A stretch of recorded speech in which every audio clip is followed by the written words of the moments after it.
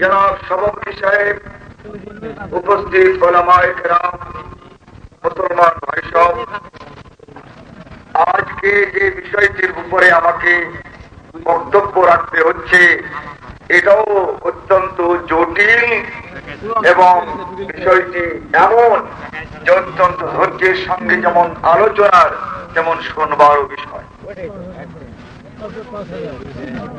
যাকাত, ইসলামের যাকাত ব্যবস্থাটা কি? এটা একটা মসলা মাসাইলের ব্যাপার হলেও ব্যাপারটি অনেকেরই আমাদের জানা নাই। যাকাত এই শব্দের শব্দগত অর্থ হচ্ছে লাভ। যাকাত শব্দের অর্থ লোকসান নয়। যাকাত শব্দের শব্দগত অর্থ আন-নাইলুল আওতার, ৪র্থ নম্বর খণ্ড, ১ নম্বর পৃষ্ঠা, আন-নুমা। অর্থাৎ যাকাত শব্দের শব্দগত একটি অর্থ হচ্ছে লাভ, আর দ্বিতীয় অর্থ হচ্ছে আত-তাতহীর। যাকাত শব্দের অর্থ হচ্ছে পবিত্রতা। আল্লাহ রাব্বুল আলামিন তাই বলছেন, ইয়ামহাকুল্লাহুর রিবা, আল্লাহ তাআলা সুদকে ধ্বংস করতে চান, ওয়া ইউরবিস সাদাকাত, আর সাদাকাত তথা যাকাতকে লাভজনক, যাকাতকে লাভের বস্তুতে পরিণত করতে চান। আল্লাহ রাব্বুল আলামিন এই যাকাত, যার অর্থ পবিত্রতা, এই সম্পর্কে একটি আয়াত, ফারাদনা আন ইউবদিলাহুমা খায়রাম মিনহু যাকাতাম ওয়া আকরাবা রহমা। সূরা কাফের মধ্যে একটি কিসসা আছে। হযরতে মূসা আলাইহিস সালাতু ওয়াস সালাম খিজরের সঙ্গে যাচ্ছেন, যাওয়ার পথে দেখলেন একটা বালক খেলা করছে। হযরত মূসা আলাইহিস সালাতু ওয়াস সালাম দেখতে পেলেন যে এই খিজর ওই নিষ্পাপ ছেলেটাকে হত্যা করল।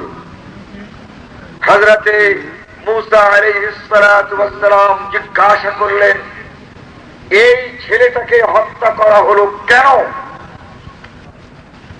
তো আল্লাহ সাল্লাল্লাহু আলাইহি ওয়াসাল্লামের প্রশ্নের জবাব যা খিজর দিয়েছিলেন তা উল্লেখ করে বলছেন, ফারাদনা আন ইউবদিলাহুমা, ওটাকে পবিত্র করার জন্যই ওই সন্তানকে হত্যা করা হয়েছে।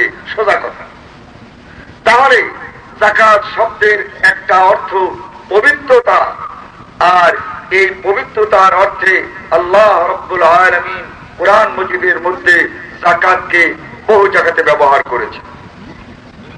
আল্লাহ রাব্বুল আলামিন ইরশাদ করেন, ওয়া হানানাম মিন লাদুন্না ওয়া যাকাত ওয়া কানা তাকিয়্যা।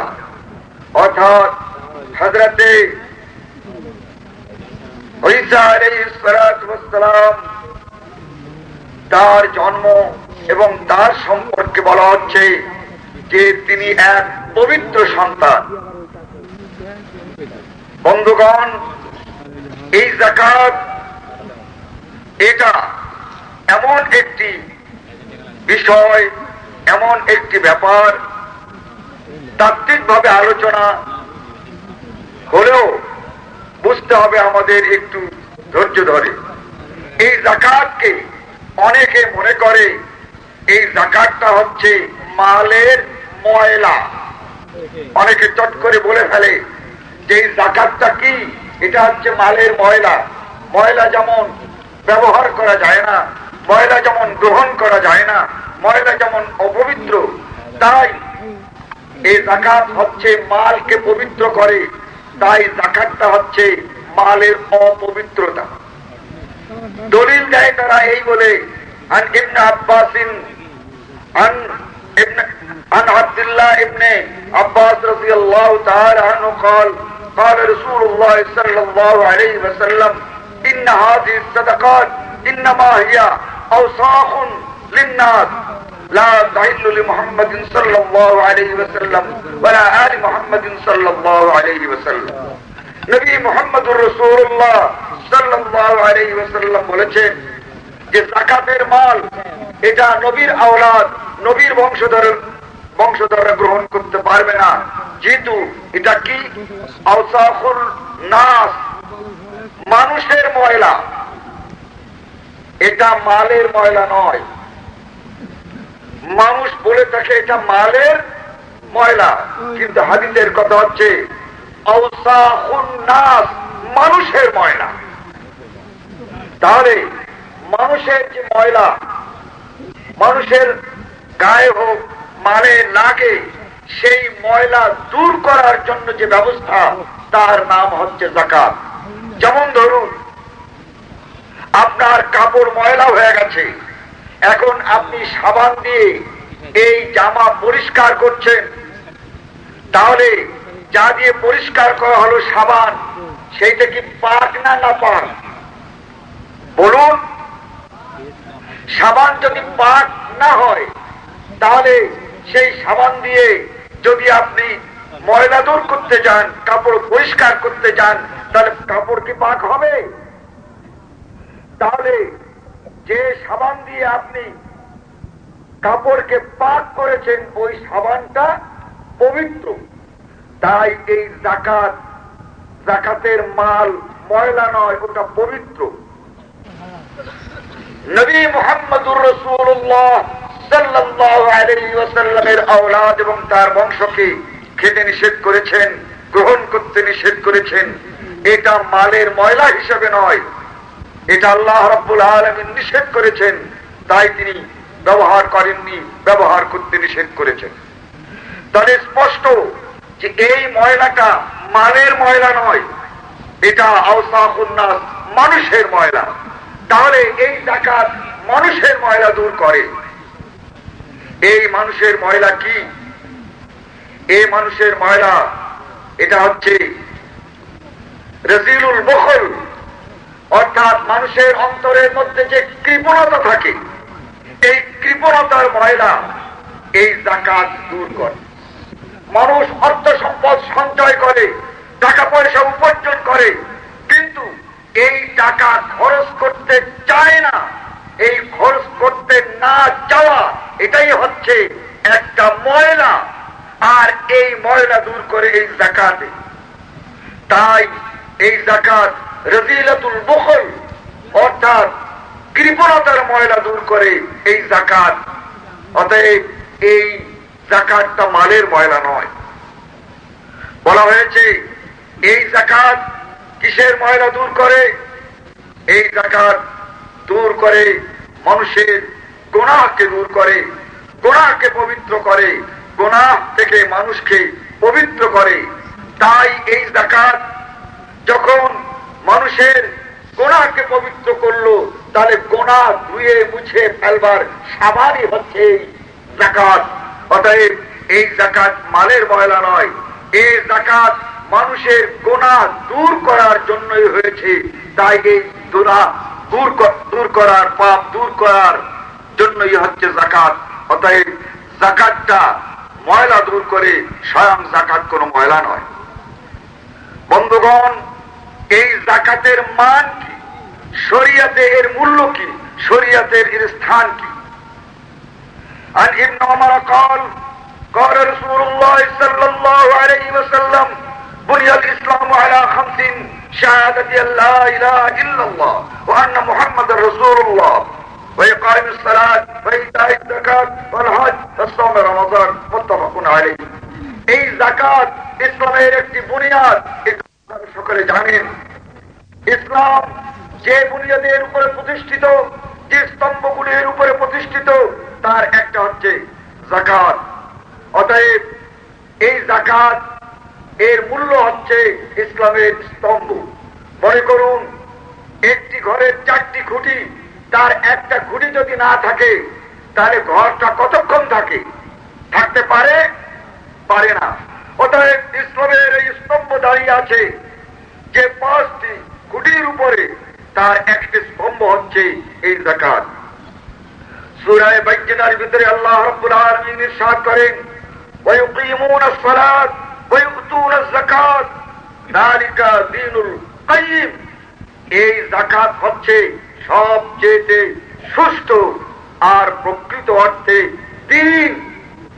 অতএব যাকাতের মর্যাদা সাধারণ একটি সওয়াবের কাজের নয়, বরং যাকাত এটা হচ্ছে সেই সত্য দিন, যে যাকাত না দিলে পরে কোন ব্যক্তিকে দীনদার বলা উচিত নয়।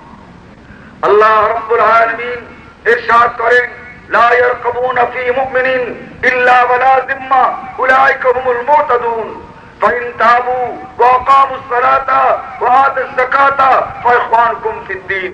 কোন লোক যদি বেঈমান হয়ে যায়, কোন লোক যদি কাফের হয়ে যায়, সে যদি আবার মুসলমান হতে চায়, সেই মুসলমান হয়ে যদি যাকাত যতক্ষণ পর্যন্ত সে যাকাত দেবে না, সে যদি নামাজও পড়ে, জিকিরও করে, লা ইলাহা ইল্লাল্লাহ বলে, আর যাকাত না দেয়, তাহলে তাকে মুসলমান বলে গণ্য করা যাবে না।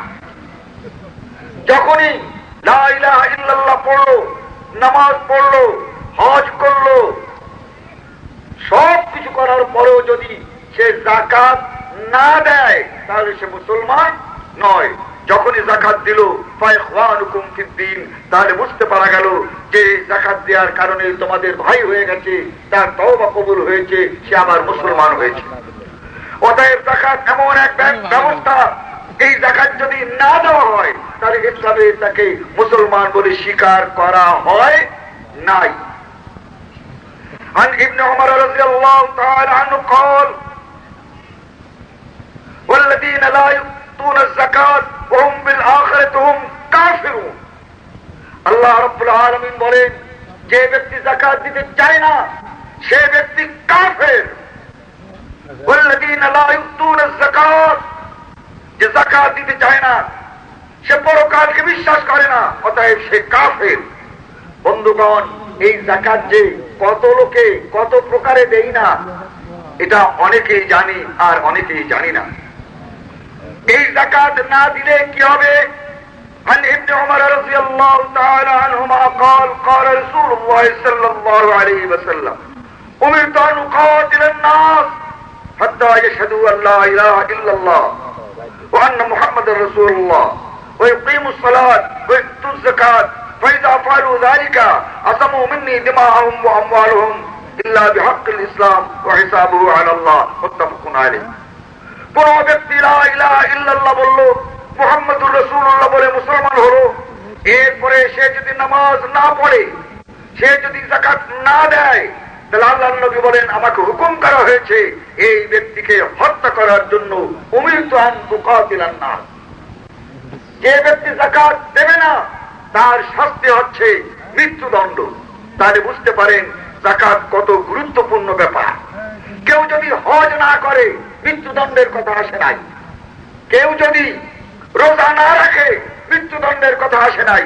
কিন্তু কেউ যদি যাকাত না দেয়, উমিরতু আন উকাতিলান নাস, তাকে হত্যা করতে হবে। এটাই হচ্ছে ইসলামের বিধান। তাহলে বুঝতে পারেন এই যাকাতটা ইসলামের কত গুরুত্বপূর্ণ। বন্ধুগণ, নবী মুহাম্মদুর রাসূলুল্লাহ সাল্লাল্লাহু আলাইহি ওয়াসাল্লামের সময় যাকাত না দেওয়ার জন্য তিনি সাহাবায়ে কেরামদেরকে অভিযানে পাঠিয়েছিলেন। বনুল মুস্তালিক নাম করে একটি গোত্র যাকাত দিতে চেয়েছিল। তারা যাকাতের সকল মাল একত্রিত করে বসেছিল। এখানে সেই যাকাত আনবার জন্য ওলীদ ইবনে উকবা ইবনে আবি মুআইত নাম করে একটি লোককে পাঠালো যে তুমি যাকাত নিয়ে আসো। ঘটনা ঘটল এই, ওলীদ ইবনে উকবা ইবনে আবি মুআইত আইয়ামে জাহিলিয়াতে বনুল মুস্তালিকে দুইজন লোককে খুন করেছিল। এই লোকটি নবীর হুকুম সঙ্গে সঙ্গে যদি বলতো, হুজুর আমি ভয় পাচ্ছি, আমি যদি বনুল মুস্তালিকের কাছে যাকাত আনতে যাই, হতে পারে সেই পুরনো প্রতিশোধে আমাকে তারা হত্যা করতে পারে, আমার ভয় হচ্ছে। এটা আল্লাহর নবীর কাছে বলল না, গোপন করল। কিন্তু অর্ধেক রাস্তা পর্যন্ত যে লোকটা ফিরে এসে রাসূল সাল্লামের কাছে বলল, ইয়া রাসূলুল্লাহ, বনুল মুস্তালিক যাকাত দিতে চায়নি, ওরা আমাকে খুন করতে চেয়েছে। রাসূল সাল্লাল্লাহু আলাইহি ওয়াসাল্লাম যাকাত দিতে চায়নি, এই কথা শোনার সঙ্গে সঙ্গে সাহাবায়ে কেরামদেরকে জড়ো করলেন এবং হুকুম দিয়ে দিলেন, যাও বনুল মুস্তালিকের ওই বস্তিকে গিয়ে ঘিরে ফেলো, আর সেখানে 17 বছর থেকে শুরু করে 60 বছরের যত পুরুষ পাও, প্রত্যেকটি পুরুষকে হত্যা করবে, ক্ষমা করবে না, যেহেতু তারা যাকাত দিতে চায় নাই। তাহলে বুঝতে পারেন যে আল্লাহর নবী যাকাত না দিলে কত রাত 17 বছর থেকে শুরু করে 60 বছরের প্রত্যেকটা পুরুষ যারা যাকাত দিতে চায় নাই তাদেরকে হত্যা করার হুকুম করেছেন। তাহলে এই যাকাতের গুরুত্বটা কত। বন্ধুগণ, এই যাকাতের বিভিন্ন দেব, যে আমরা কিভাবে দেব। যাকাত স্বর্ণের কথাই পয়লা বলছি। এই সোনার যাকাত, এই সোনাকে আরবিতে বলা হয় যাব, আর কুরআন এবং হাদিসের মধ্যে এই যাকাতকে বলা হয়েছে বারাক, এই সোনাকে বলা হয়েছে বারাক। আবার এই সোনা দিয়ে যখন মুদ্রা তৈরি করা হয়, সোনা দিয়ে যখন টাকা, আমাদের যেমন এই 1 টাকা 8 আনা মুদ্রা আছে না, এই সোনা দিয়ে যখন মুদ্রা তৈরি করা হয় তখন সেই স্বর্ণ মুদ্রাকে বলা হয় দিনার। আল্লাহর নবী মুহাম্মদুর রাসূলুল্লাহ সাল্লাল্লাহু আলাইহি ওয়াসাল্লাম সাধারণ সোনা এবং স্বর্ণ মুদ্রা এসব কিছুর যাকাত দেওয়ার বিধান দিয়েছেন। عن أبي سعيد الخدري قال قال رسول الله صلى الله عليه وسلم ليس فيما دون 5 أواق من الورق صدقة। রাসূল সাল্লাল্লাহু আলাইহি ওয়াসাল্লাম বলেন, 5 ওয়াসাক সোনা যার কাছে আছে তাকে যাকাত দিতে হবে। এই 5 ওয়াসাক সোনা হচ্ছে আমাদের যে ওজন, সেই ওজনের 5 ওয়াসাক 7.5 তোলা সোনা হয়। আর গ্রামের ওজন অনুযায়ী 87.5 গ্রাম সোনা যদি কারো কাছে থাকে তাকে যাকাত দিতে হবে। এভাবে মুদ্রার যাকাত, এই যাকাত 20 দিনারান। রাসূল সাল্লাল্লাহু আলাইহি ওয়াসাল্লাম বলেন, আন আলী قال قال رسول الله صلى الله عليه وسلم في الذهب حتى يكون لك 20 دينارا فإذا كانت 20 دينارا وحال عليها الحول ففيها نصف دينار।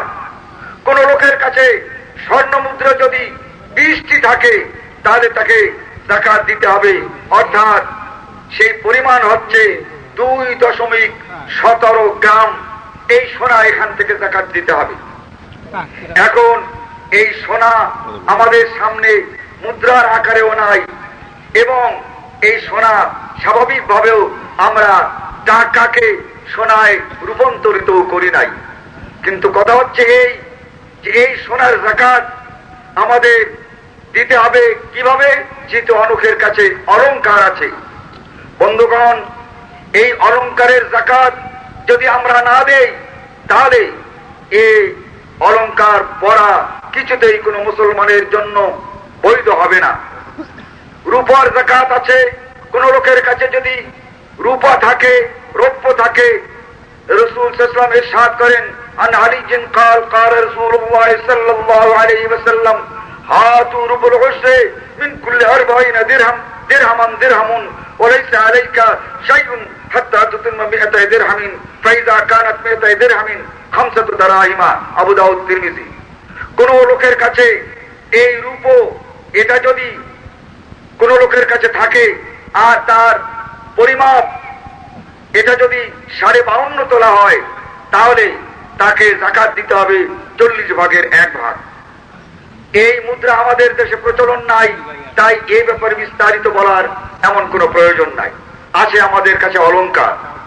নবী মুহাম্মদুর রাসূলুল্লাহ সাল্লাল্লাহু আলাইহি ওয়াসাল্লাম অলংকারে যাকাত দেওয়ার কথা বলেছেন। কিন্তু তিরমিজি শরীফের মধ্যে একটি হাদিস, এটা মিশকাতেও আছে, এবং ইবনে আব্দুল বার তিনি বলছেন লা ইয়াসিহু ফি হাযা আন শাইইন আন নবী সাল্লাল্লাহু আলাইহি ওয়াসাল্লাম, অর্থাৎ অলংকারে কোনো যাকাত নাই, এই কথাটা সত্য নয়। সোনার অলংকারে যাকাত নাই বলে অনেকে এই সোনার অলংকারে যাকাত দিতে চায় না, এই কথাটা মিথ্যা কথা, এই কথাটা সত্য নয়। এই যাকাত আপনাকে দিতে হবে। রাসূল আকরাম সাল্লাল্লাহু আলাইহি ওয়াসাল্লাম তার হাদিস عن عمرو بن شعيب عن أبيه عن جده إن امرأة أتت النبي صلى الله عليه وسلم ومعها ابنة لها وفي يد ابنتها مسكان خليزان من ذهب فقال لها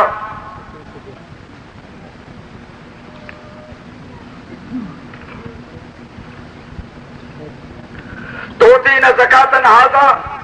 قالت لا. قال أيسرك أن يصفرك الله بها يوم القيامة سفاران من النار. قال فخلها فألقتها إلى النبي صلى الله عليه وسلم وقالت هما لله ورسوله. বন্ধুগণ, নবী মুহাম্মদুর রাসূলুল্লাহ সাল্লাল্লাহু আলাইহি ওয়াসাল্লামের কাছে একজন মহিলা এলেন। সেই মহিলার সঙ্গে তার একটি মেয়ে ছিল, তার দুই হাতে মোটা মোটা দুটো বালা পরা।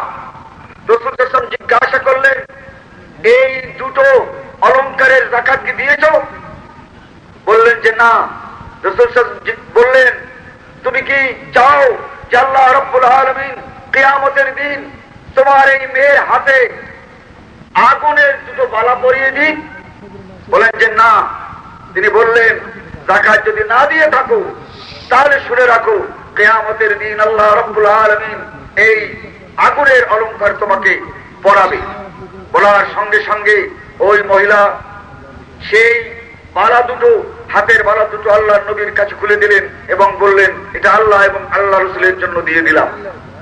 বন্ধুগণ, এই হাদিস এবং অন্যান্য হাদিস অনুযায়ী এই স্বর্ণের যাকাত তথা অলংকারের যাকাত দিতে হবে। এই অলংকারের যাকাত এটা যদি কেউ না দেয় তাহলে তার অলংকার পরা এটা বৈধ হবে না। এই দিক থেকে প্রত্যেকটা লোকের মনে রাখতে হবে যে এই যাকাত দিতে হবে।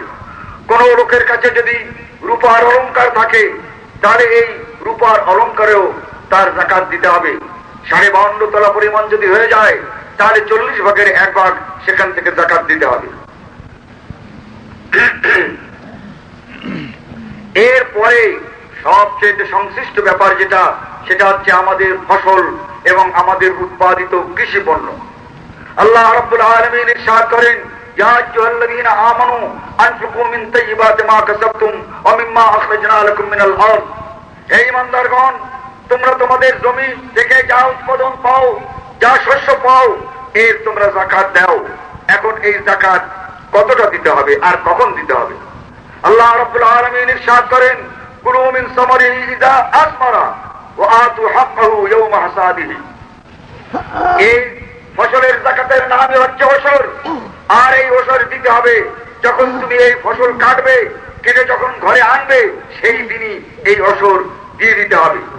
এই ওশরের পরিমাণ কত?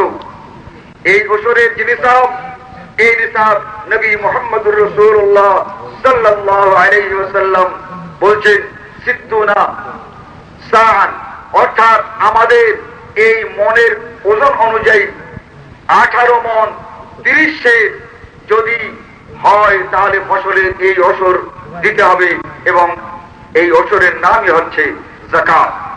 বন্ধুগণ, রাসূল সাল্লাল্লাহু আলাইহি ওয়াসাল্লাম সকল ফসলের উপরে যাকাত ধার্য করেছেন, কিন্তু সবজি এর উপরে কোনো যাকাত নাই বলে কিছু হাদিস পাওয়া যায়, কিন্তু সেই হাদিসগুলো প্রকৃত অর্থে সহিহ সনদে বর্ণিত হয় নাই।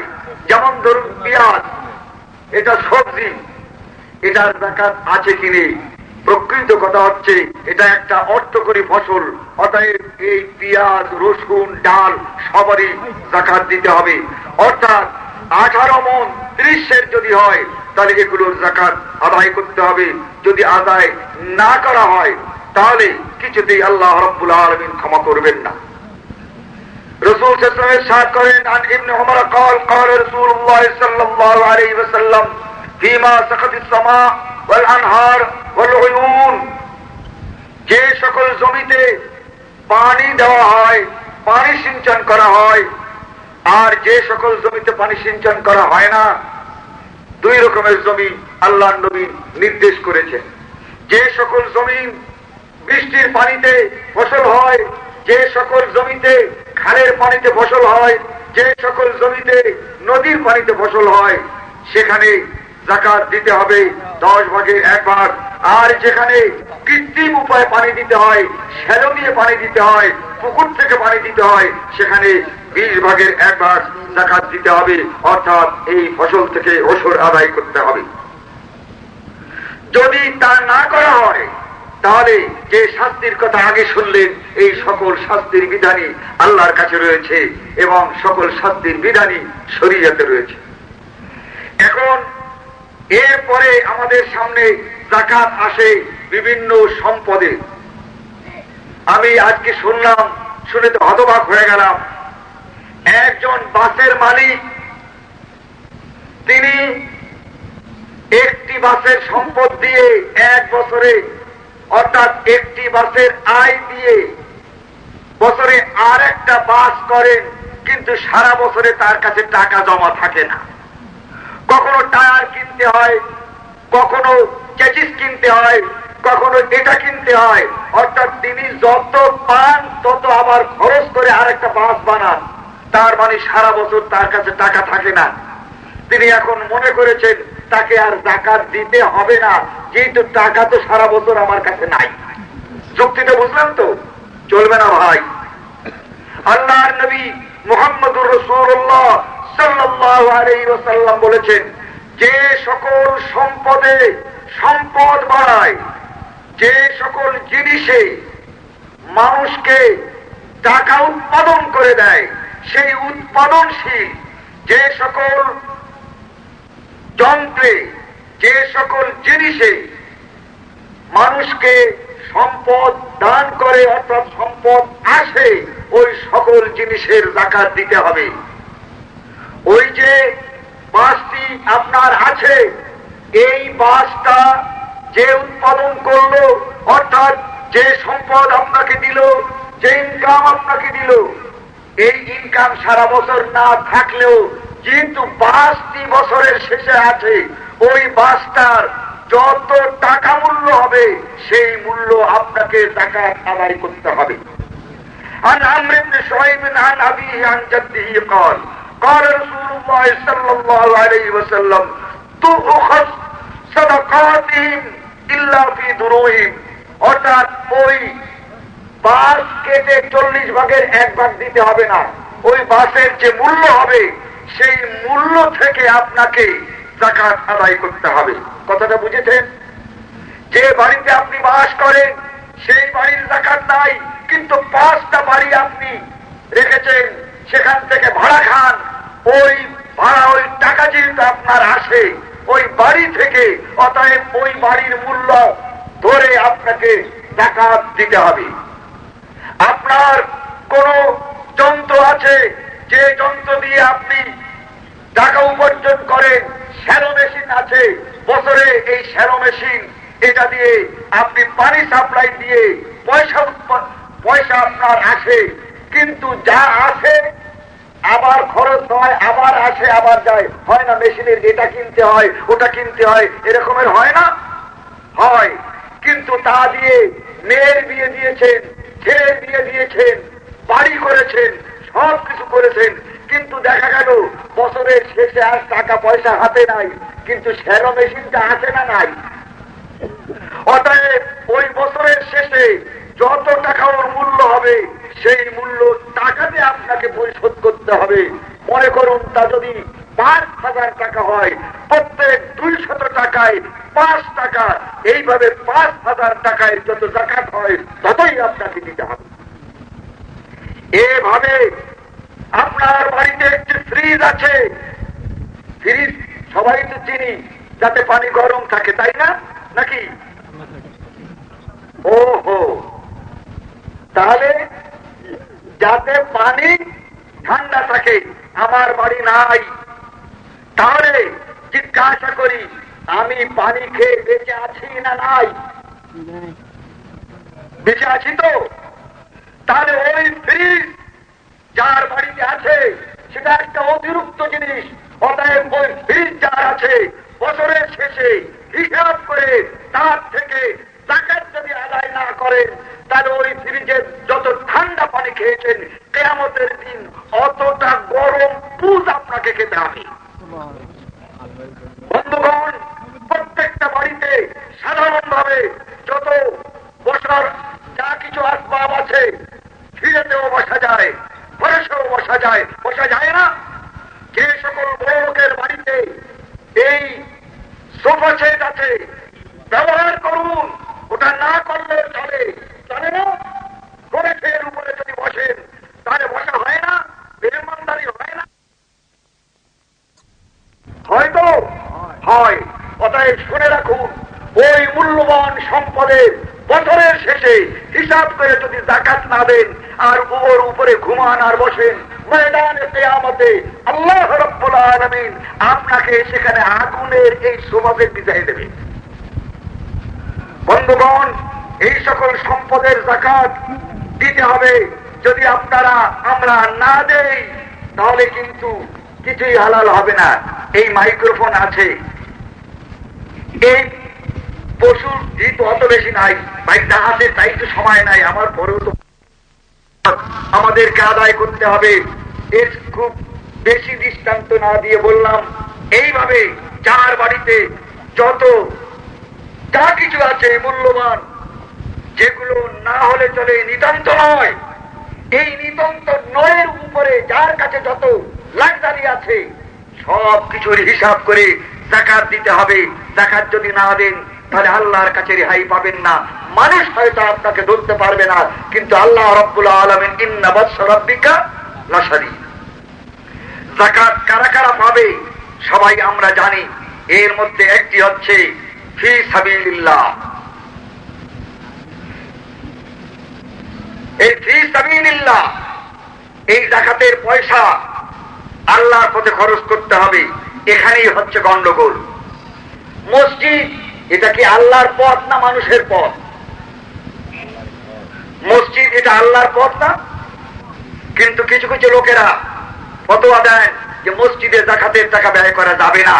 এটা কিন্তু হানাফি মাযহাবের ফতোয়া। হেদায়ের মধ্যে আছে লা ইউবনা বিহাল মসজিদ ওয়ালা ইউদফানু বিহাল মাইয়িত, অর্থাৎ যাকাতের পয়সা দিয়ে কোন মরা মুরদারের কাফনের কাপড় নাকি কেনা যাবে না। তাহলে আর যাবে কোথায়? গরিব এক ব্যক্তি মরে গেছে, তার কাফনের কাপড় এই যাকাতের পয়সা দিয়ে কেনা যাবে না, আর মসজিদে খরচ করা যাবে না, এটা ঠিক নয়। যাকাতের পয়সা যারা খরচ করতে চায় না তাদের ধারণা হচ্ছে এই যাকাতের পয়সাটা হচ্ছে ময়লা, আর ময়লা দিয়ে কি মসজিদ তৈরি হয়? মনে আছে আগে বলেছি, ময়লা কিসের ময়লা? টাকার ময়লা না, আমার মনের ময়লা, গুনার ময়লা। এই সম্পদটা অর্থাৎ যাকাতের পয়সাটা, এটা পয়সা হিসেবে ময়লা নয়। বন্ধুগণ, এই যাকাত সম্পর্কে বলে এর পরে আর একটা বিষয় আছে যা আমাকে বলতে হবে, তার জন্য কিছু সময় আমাকে দিতে হবে। এবার আসুন, এই যাকাত এর সুফল কি? বাংলাদেশ গভর্নমেন্ট মোটামুটি একটা মিথ্যা হিসাব দিয়েছে, আমি বলবো মিথ্যা। সেই হিসাব অনুযায়ী বাংলাদেশে বিভিন্ন ব্যাংকে যাকাতের পয়সা জমা করার জন্য একটা অ্যাকাউন্ট আছে, যাকাতের পয়সা আপনি জমা করতে পারেন। এতে নাকি 600 কোটি টাকার যাকাত উসুল হয়েছে। কত টাকা? 600 কোটি টাকা, এটা বিশ্বাস করলাম। এখন 600 কোটি টাকা যদি যাকাত উসুল হয়ে থাকে, আর যাকাত বাংলাদেশের লোকেরা যদি দেয়, তাহলে এই 600 কোটি টাকা এই পয়সা যারা যাকাত পাবেন তাদের মাঝে দুই রকমের ভাবে খরচ করা যায়। একটা হচ্ছে পরিকল্পিত, আর একটা হচ্ছে অপরিকল্পিত। হযরতে মুহাম্মদুর রাসূলুল্লাহ সাল্লাল্লাহু আলাইহি ওয়াসাল্লাম তার সঙ্গে যখন খাদিজাতুল কুবরা রাদিয়াল্লাহু তাআলা আনহার বিয়ে হলো, তখন খাদিজাতুল কুবরা রাদিয়াল্লাহু তাআলা আনহা নবী মুহাম্মদুর রাসূলুল্লাহ সাল্লাল্লাহু আলাইহি ওয়াসাল্লামকে যে সম্পদ দিয়েছিলেন সাধারণ মানুষকে দান করার জন্য, তা বর্তমানের না হলেও আজ থেকে 26 বছর, আজ থেকে 62 বছর আগে একটা বইতে লেখা আছে, হিসাব করেছে সেই সময় সেই সম্পদের মূল্য নাকি ছিল 1 লাখ টাকা। অর্থাৎ হযরতে খাদিজাতুল কুবরা রাদিয়াল্লাহু তাআলা আনহা নবী মুহাম্মদুর রাসূলুল্লাহ সাল্লাল্লাহু আলাইহি ওয়াসাল্লামকে বিবাহের পর 1 লাখ টাকা দিলেন, যেটা তুমি দান করে দাও। আজ তা যদি 6 গুণ ধরি তাহলে 6 লাখ টাকা হয়। রাসূল সাল্লাল্লাহু আলাইহি ওয়াসাল্লাম খুশি হয়ে দিনভর এই সমস্ত টাকা গরিবদের ভিতরে বিতরণ করে দিলেন, যা গরিবরা পেয়ে যান। আল্লাহর নবী মনে করলেন একথাই যে হ্যাঁ ঠিক আছে, আর এরা খয়রাত করবে না। কিন্তু 2 দিন পর এই লোকগুলো আবার যখন আল্লাহর নবী মুহাম্মদুর রাসূলুল্লাহ সাল্লাল্লাহু আলাইহি ওয়াসাল্লামের কাছে এসে বলছে দাও 2 পয়সা, তখন আল্লাহর নবী ভাবলেন মাত্র 2 দিন আগে যাদেরকে এই 6 লাখ টাকা না হোক 2 লাখ টাকা বিতরণ করে দিলাম, সবই তাদেরকে দিয়ে দিলাম, তবু এদের খয়রাতি গেল না। কথাটা বুঝতে পেরেছেন? খয়রাত নেওয়া গেল না, যাবে কেমন করে? যা পেয়েছিল সব তো রান্না বান্না করে খেয়ে শেষ করে ফেলেছে, তাই না? খয়রাতিদের যত যাকাত দেয়া হয়, যাকাত যারা পাবে তাদের যত যাকাত দেয়া হয়, এই যাকাতের টাকা পাওয়ার পর পরবর্তী বছর এই যাকাত নেয়ার মতো গরিব মানুষ পাওয়া যায় না, যায় না। তাহলে বোঝা যাচ্ছে যে এই যাকাতটা পরিকল্পিতভাবে খরচ করা হয় নাই।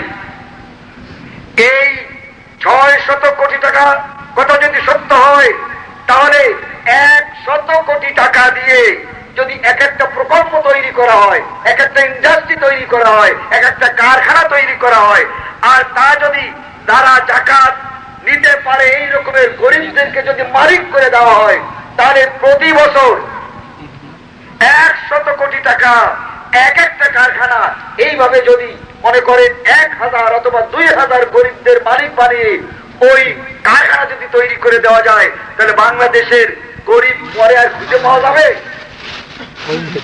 এর নামই হচ্ছে পরিকল্পিত খরচ। নবী মুহাম্মদুর রাসূলুল্লাহ সাল্লাল্লাহু আলাইহি ওয়াসাল্লাম তার এই মদিনার জীবনের মাঝামাঝি সময় এই যাকাত পরিকল্পিতভাবে খরচ করতেন, অপরিকল্পিতভাবে খরচ করতেন না। আল্লাহ তাআলা তাই বলেন, ওয়ামা আতাইতুম মিন যাকাতিন তুরিদুনা ওয়াজহাল্লাহ ফাউলাইকা হুমুল মুযরিফুন। মুসলমান, তোমরা যদি যাকাতটা পরিকল্পিতভাবে খরচ করো, তাহলে শুনে রাখো ফাউলাইকা হুমুল মুযরিফুন। যারা যাকাত দিয়েছো তোমাদের লোকসান হবে না, তোমাদের লাভ হবে। যারা যাকাত দিয়েছে তাদের লাভ হবে। তো লাভ হবে কেমন করে? বন্ধুগণ, একটু চিন্তা করি।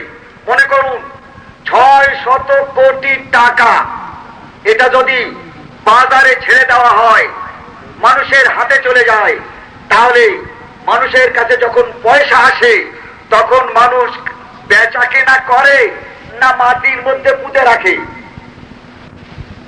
কি বলে? বেচা কেনা করে না? মানুষের কাছে যখন টাকা আসে মানুষ এটা খরচ করে না? খরচ করে না? মনে করেন 600 কোটি টাকা যখন যাকাতের এলো, আর এই পরিকল্পিতভাবে যদি খরচ করা হয়, তাহলে 600 কোটি টাকার ক্রয় ক্ষমতা মানুষের হাতে আসে। বিষয়টা কঠিন, তবুও বুঝতে হবে। এই 600 কোটি টাকা দিয়ে জিনিসপত্র কেনার ক্ষমতা আসে কখন? যখন টাকা মানুষের হাতে আসে। কথাটা ঠিক তো? মানুষের হাতে যখন টাকা আসে তখনই তো কেনে, তাই না? তো মনে করেন 600 কোটি টাকা এই সমাজে গরিবদের মধ্যে বিতরণ বিতরণ করলে পরে গরিবদের হাতে 600 কোটি টাকা দিয়ে জিনিসপত্র কেনার একটা ক্ষমতা হাতে আসলো, তাই তো? তাহলে মনে করেন এই টাকা যখন 600 কোটি টাকা যদি মানুষের হাতে আসে, বাজারে যদি 600 কোটি টাকার জিনিসপত্র না থাকে কিনবে কি? কথা বুঝেছেন? টাকা আছে কিন্তু জিনিস নাই। তো যখনই বাজারে টাকা আসে তখনই কিন্তু যারা জিনিসপত্র উৎপাদন করে, যেহেতু দেখে আরে সর্বনাশ, আরে মাল নিয়ে আসলাম 1 ডজন আর খরিদ্দার হচ্ছে 3 ডজন, তখন ওই দোকানদার কি ওই মাল বেশি আনে না কম আনে? কি বলে? বেশি আনে না? বেশি আনে। কেন? 1 ডজন মাল তার এখানে বিক্রি হতো, কিন্তু খরিদ্দার যখন আরো 2 ডজন ফিরে গেছে, তাহলে নিশ্চয়ই খরিদ্দারের ভিতরে ক্রয় ক্ষমতা বেড়েছে। খরিদ্দারের কাছে টাকা আছে কিন্তু মাল নাই, তখনই মানুষ এই উৎপাদন বাড়ায়, তার মানে মাল বাড়ায়। যখন মাল বাড়ালো, এই মাল বাড়াতে পারে, উৎপাদন বাড়াতে পারে গরিব মানুষ না ধনী মানুষ? যাদের কাছে টাকা আছে তারা তখন এই সম্পদ, এই মাল অর্থাৎ এই জিনিসপত্র বেশি তৈরি করে, আর বেশি তৈরি করার পর যখন বিক্রয় করে তখন তো লাভ নেয় না? না লাভ নেয়? লাভ নেয় না নেয় না? নেয়। তাহলে যারা যাকাত দিল তারাই আবার তাদের মালপত্র বেশি বানালো, আর সেই মাল আবার বাজারে যখন বিক্রয় করলো তখন ওই যে 600 কোটি টাকা সমাজের ভিতরে যাকাতের টাকা হিসাবে চলে গিয়েছিল আর ক্রয় ক্ষমতা হয়েছিল, এরা যখন আবার কিনলো, তাহলে যাকাত যারা দিল তাদের মালে লাভ দিল না লাভ দিল না? লাভ হলো তো। তাহলে যারা যাকাত দিল তারাই যাকাতের টাকাটা যখন সমাজের ভিতরে সব জায়গায় চলে গেল, সমাজের হাতে যখন ক্রয় ক্ষমতা, পারচেসিং পাওয়ার যখন বেশি হলো, তখন তারা কিনতে চাইল, আর কিনতে চাওয়ার এই চাহিদা উৎপাদন বৃদ্ধি করলো, আর উৎপাদন বৃদ্ধি করার পর যখন সেটা বিক্রয় হলো, তখন যারা যাকাত দিল তারাই আবার লাভবান হলো। আল্লাহ তাআলা তাই বলেন, ওমা আতাইতুম মিন যাকাতিন তুরিদুনা ওয়াজহাল্লাহ ফাউলাইকা হুমুল মুযাইফুন। হে ধনীরা, তোমরা যাকাত দাও, পরিকল্পিতভাবে দাও। এই যাকাত যদি তোমরা দাও তাহলে তোমাদের লোকসান হবে না, তোমাদের লাভই হবে। লাভটা বুঝতে পেরেছেন বন্ধুগণ? আল্লাহ তাআলা আবার বলেন, ওমা আতাইতুম মিন ওমা তুনফিকু মিন খাইরিন ইউওয়াফা ইলাইকুম ওয়া আনতুম লা তুযলামুন। হে ধনীরা, তোমরা যাকাত দাও। এই যাকাত দিলে সাধারণ মানুষের মাঝে ক্রয় ক্ষমতা বৃদ্ধি পাবে, আর তাদের কাছে যদি কিনবার ক্ষমতা থাকে তাহলে তারা কিনতে চাইবে, আর কিনতে যখন যাবে, হে ধনীরা, তোমাদের দোকানেই আসবে, তোমাদের কারখানায় আসবে। আবার যখন তারা ক্রয় করবে তখন তোমাদেরকে লাভ দিয়ে তোমাদের কাছ থেকে ক্রয় করবে। অতএব তোমরাই আবার লাভবান হবে। লাভবান কি শুধু ধনীরা হবে না গরিবরাও হবে? গরিবদের কাছে ক্রয় ক্ষমতা গেল আর ধনীদের জিনিস বিক্রয় হলো, লাভবান উভয় হলো না বন্ধুগণ? এইভাবেই আল্লাহ রাব্বুল আলামিন এই লাভ মানুষের মাঝে ছড়িয়ে দিয়েছেন। এই যাকাত ব্যবস্থা যদি আমরা চালু করি তাহলে এর লাভটা সমাজে কি হবে? আল্লাহর নবী ইরশাদ করেন, আন হারিস ইবনে ওয়াহাব قال قال رسول الله صلى الله عليه وسلم تصدقوا فإنه يأتي على الناس زمان يمشي الرجل بصدقة فلا يجد من يقبلها। ওই মুসলমান ধনীরা, যাকাত তোমরা দাও। এই যাকাত মানুষের মাঝে চলে গেলে এই মানুষগুলো চিরদিন খয়রাতি আর মুসাফির থাকবে না।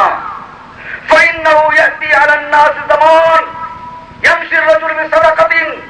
যাকাত যারা দেবে তারা যাকাতের এই টাকা নিয়ে ঘুরে বেড়াবে, চিৎকার করে বলবে, হে যাকাতকে নিতে পারো, কার অভাব আছে, আমার কাছে যাকাতের মাল আছে, নিয়ে যাও।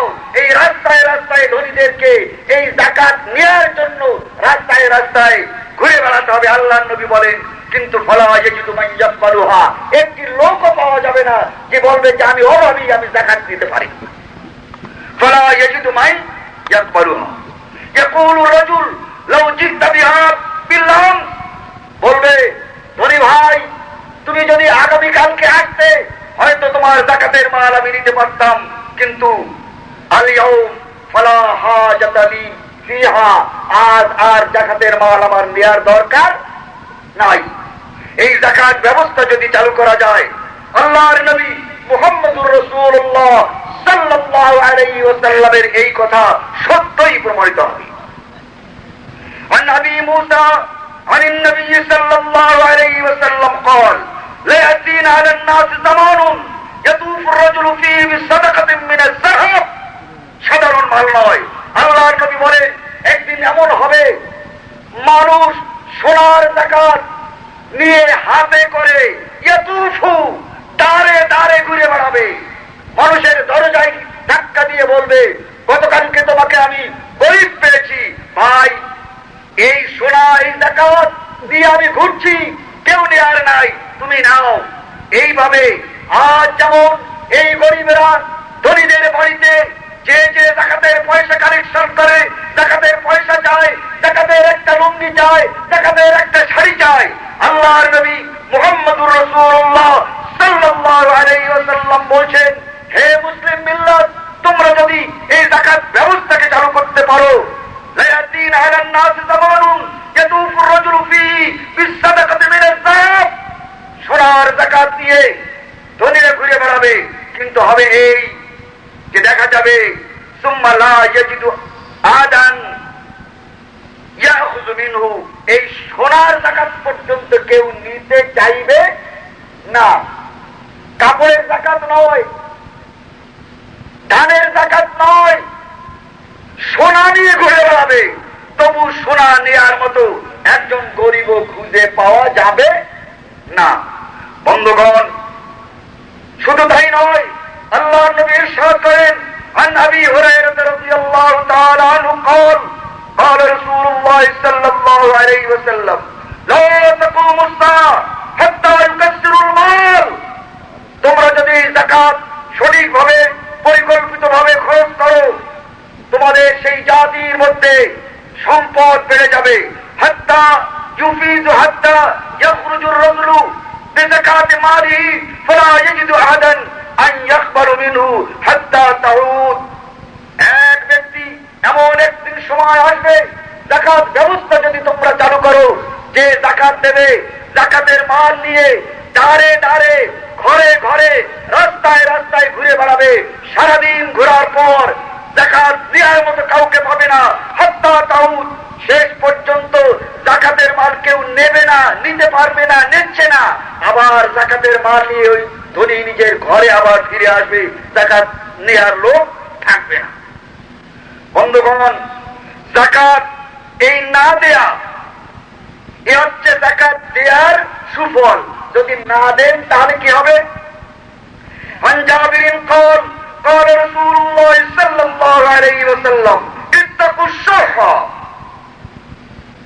فإنه أهلك من كان قبلكم حملهم على سفكوا دماءهم واستحلوا محارمهم. হে মুসলিম মিল্লাত, শোনো, যাকাত যদি না দাও, এই যাকাতের পয়সা যদি আটকে রাখো, ধ্বংস হয়ে যাবে তোমরা তেমন যেমন তোমাদের আগের মানুষরা ধ্বংস হয়েছে। সেই ধ্বংস কেমন? হামালহুম আলা সাফাকু দিমাহুম, রাস্তায় রাস্তায় ছিনতাই হবে, বাড়িতে বাড়িতে ডাকাতি হবে, মানুষকে ধরে ধরে মানুষ খুন করবে। আজ হচ্ছে না? হচ্ছে না? হচ্ছে। সেই এই কথাই আল্লাহর নবী বলেছেন, হামালহুম আলা সাফাকু দিমাহুম,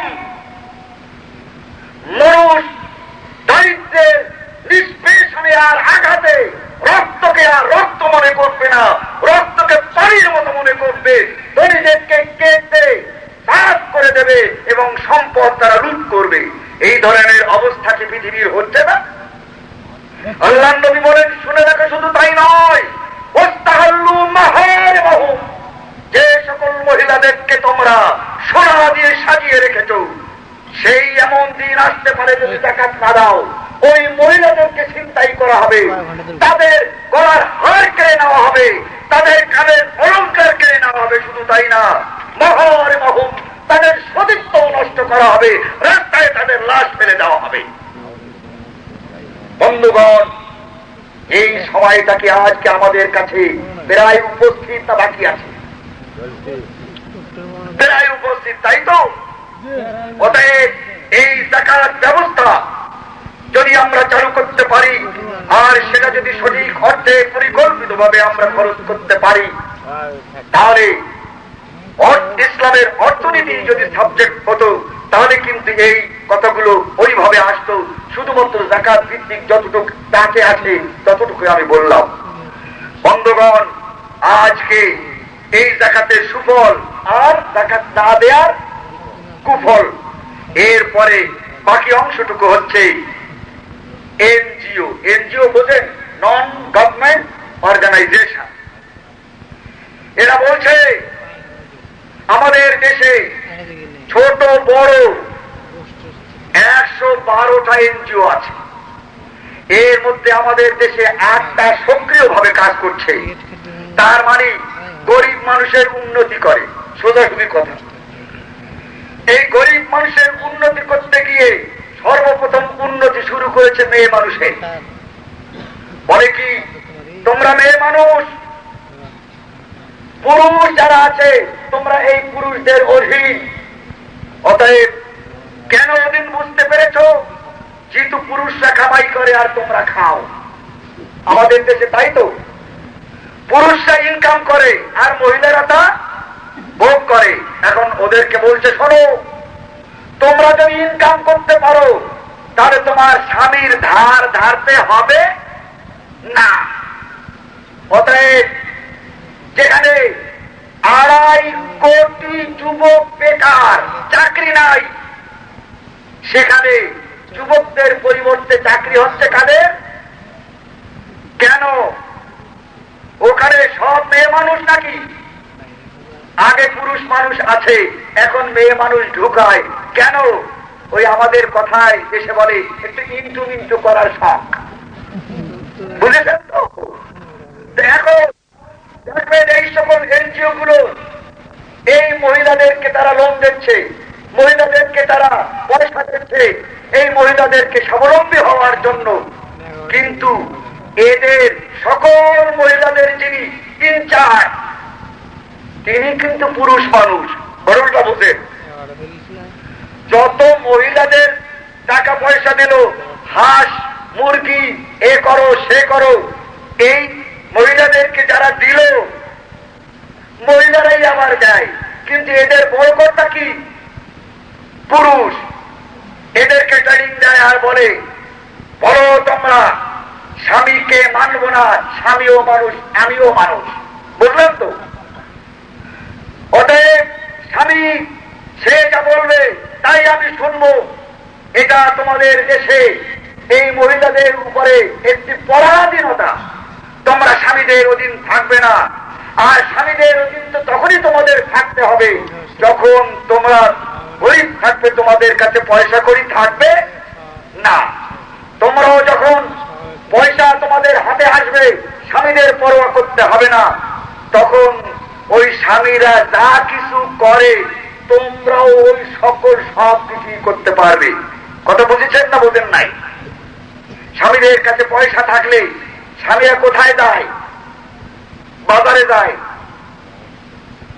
না গাছে ওঠে? দোতলায় ওঠে না তিনতলায় ওঠে? কি খেতে যায়? মদ খেতে যায়, ঠিক না? এই মদ খাওয়ার পর যারা মদ খাওয়ায় ওরা তো সব ফেরেশতা, তাই না? ওরা আবার কারা? মেয়ে মানুষ। এই মহিলারাই এদেরকে বিভ্রান্ত করে। তাহলে একজন পুরুষ যদি তোমার স্বামী হওয়ার পর আর একটি মেয়ে মানুষের সঙ্গে হাসি তামাশা করতে পারে, তোমারও এই অধিকার আছে, তুমিও পারো। কথা বুঝেছেন? তুমিও পারো, সে তোমার স্বামী, তুমি তার স্ত্রী। তো স্বামী যদি পারে তুমি পারো না? হ্যাঁ, তুমি পারো না কেন? তোমার কাছে পয়সা নাই। পয়সা যদি থাকে তুমিও পারো। এই পারাবার জন্য আজকে এই এনজিও গুলো আমাদের দেশে নারী উন্নয়নের নামে নারীদের সর্বনাশ তথা গোটা সমাজকে সর্বনাশ করার জন্য উঠে পড়ে লেগেছে। বন্ধুগণ, যারা এখানে বড় আছেন, আমিও এক সময়, এখন দাড়ি পেকেছে, ছোটতে এককালে ছিলাম না, ছিলাম না। আমাদের দেশে সিনেমা হয় না? হয়তো এই সিনেমার ভিতরে একটা ছবি ছিল বাঙালি পরিবার। এই বাংলাদেশে সর্বপ্রথম 1956 সনে এই ছবিটি কমপ্লিট হয়। এর মধ্যে কোন প্রেম প্রীতি নাই, অর্থাৎ একটা বাঙালি পরিবার কেমন হয় তাই। ছবিটা এমন ছিল যে একটি মেয়ে ক্লাস 7-এ পড়ে, ছেলেটা মেট্রিকে পড়ে। তো ছেলের বাপ মেয়ের বাপ রায়বারের মাধ্যমে তাদেরকে বিয়ে দিয়েছে, তারা ভালোবাসা করে নাই। সামাজিক ভাবে মা ছেলেটা মেয়েটাকে দেখে নাই, আর মেয়েটা ছেলেটাকে দেখে নাই। এরকমের বিয়ে আমাদের দেশে হয় না? হয়তো বিয়ে হয়ে গেল, দেখাচ্ছে ছেলে মেয়েকে দেখে নাই, মা বাবাই বিয়ে দিয়েছে। কিন্তু বিয়ে হবার পর তাদের মধ্যে প্রেম আর প্রীতি আর ভালোবাসা এত, যা কেউ কোন জায়গায় স্বাভাবিকভাবে কল্পনা করতে পারে না। এরপরে এরা আবার বড় হলো, তখন এই মেয়েটা মা হলো, ছেলেটা বাপ হলো, আবার তার সংসার হলো, আবার সে তার ছেলে অথবা মেয়েকে বিবাহ দিল। আর যারা বুড়ো, একজনে দাদা হলো, একজনে দাদি হলো, একজনে নানা হলো, একজনে নানি হলো, আর এদেরকে নিয়ে আবার খেলা করছে। এই ফিল্মটি পুরো সর্বপ্রথম বাংলাদেশের তদানীন্তন পাকিস্তানের বাইরে দেখানো হয়। কোথায়? টার্কিতে। বিশ্বকাপ যে জায়গায় খেলা হয়েছে না, এই জায়গায়। এই পূর্ণ ছবি দেখার পর দেখা গেল হল শেষ হয়ে গেছে, 4টি পুরুষ আর 3টি মেয়ে মানুষ জায়গায় মরে গেছে। ডাক্তারি পরীক্ষায় দেখা গেল এরা কোনো পয়জন খায় নাই। মরেছে কেন? তারা দেখেছে এই যে সম্প্রীতি, পারিবারিক সুখ একটি বাঙালি পরিবারের ভিতরে, ওই মহিলাদের রেকর্ড বের করা হয়েছে। একদিন তারও বিয়ে হয়েছিল, কিন্তু বিয়ে হবার পর স্বামীর অত্যাচারে সে স্ত্রী অন্য জায়গায় চলে গেছে। কেন চলে গেছে? যে অন্য জায়গায় আর একটা মেয়ের সঙ্গে তার লাইন, ওই লাইন যখন বলে এই লাইনে আনতে পারে না, বেলাইন হয়ে গেছে। এভাবে পুরুষ সে হাত ফেল করেছে, দেখছে আমি তো একটি ভালোবেসে একটি মেয়েকে বিবাহ করেছিলাম, আমারও তো এই রকমের সংসার হতে পারত, আমিও তো দাদা হতে পারতাম, আমিও তো না হতে পারতাম, হতে পারলাম না কেন? আমার স্ত্রী যাকে আমি ভালোবেসেছিলাম সে আমার সঙ্গে গাদ্দারি করেছে। বাঙালি পরিবারের এই হৃদ্যতা, এই ভালোবাসা আর পারিবারিক জীবনের এই সুখের কথা চিন্তা করে এই টার্কিতে এই ছবিটা দেখে এইভাবে 5টি লোক মারা যায়। এই ছবি আর দেখানো হয় না। কেন? কোনো অপরাধ নাই, কোনো যুদ্ধ নাই, সেখানে কোনো মস্তানি নাই, শুধু পারিবারিক প্রেম আর প্রীতি সেখানে দেখানো হয়েছে। তাই দেখে তাদের অতীত জীবনের কথা চিন্তা করে তারা হার্ট ফেল করেছে। বন্ধুগণ, আজ আমাদের এই পারিবারিক জীবনের মধ্যে দ্বন্দ্ব আর কলহ সৃষ্টি করে গোটা জাতিকে নষ্ট করার জন্য এই এনজিওরা এই মহিলা উন্নয়নের নামে এ সকল করছে। বন্ধুগণ, আজ থেকে মাত্র আমার মনে হয়, আমি কাগজটা আনতে পারি নাই, আপনারা ঢাকায় আরমানি জেলায় মহিলা এনজিও যে সকল মহিলাদেরকে তৈরি করেছে, যে সকল পুরুষদেরকে তৈরি করেছে, ওদের একটা কনফারেন্স হয়েছে। সেই কনফারেন্সে, আজকের এই কনফারেন্সের মতো প্রস্তাব পাশ করেছে পুরুষদের যেমন দেহ আছে সেই দেহকে ব্যবহার করার ক্ষেত্রে পুরুষ যেমন স্বাধীন, আমরা মহিলা আমাদের দেহ এটাও ব্যবহার করার ক্ষেত্রে আমরা স্বাধীন। বুঝেছেন? শুধু তাই নয়, তারা স্লোগান দিয়েছে, তারা বড় বড় ব্যানার তৈরি করেছে এবং এই দিয়ে তারা সেখানে দাবি পেশ করছে। কারণ কি? কারণ হচ্ছে মুসলিম মিল্লাতের এই মহিলা তথা এই মায়েদের সর্বনাশ করার জন্য তারা এটা করছে। বন্ধুগণ, তোমার যদি মহিলাকে সত্যিকার অর্থে বড়লোক করতে হয় তাহলে ওই দুস্থ স্বামীকেই তুমি ব্যবসা করার জন্য টাকা দাও না কেন? ওই সংসারে যদি টাকা আসে, ওই সংসার যদি সচ্ছল হয়, তাহলে ওই মহিলার কাপড় ছেঁড়া থাকবে না নতুন কাপড় আসবে? তাহলে যে পরিশ্রম করতে পারে বেশি, যে বোঝা বয়ে বাজারে নিয়ে যেতে পারে, যে পরিশ্রম করতে পারে, ডাকাতের হাত থেকে নিজেকে বাঁচাতে পারে, একটা মেয়ে মানুষ পারে কি? কিছুই পারে না।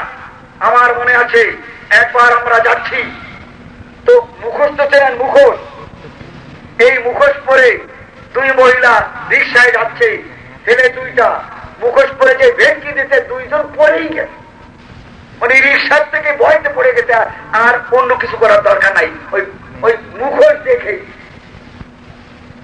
কিন্তু আর দুটো ছেলে দৌড়িয়ে ধরে টান দেওয়ার পরে দেখা যায় মুখোশ মুখোশ হয় নাই, খেলা বিভিন্ন এইরকম।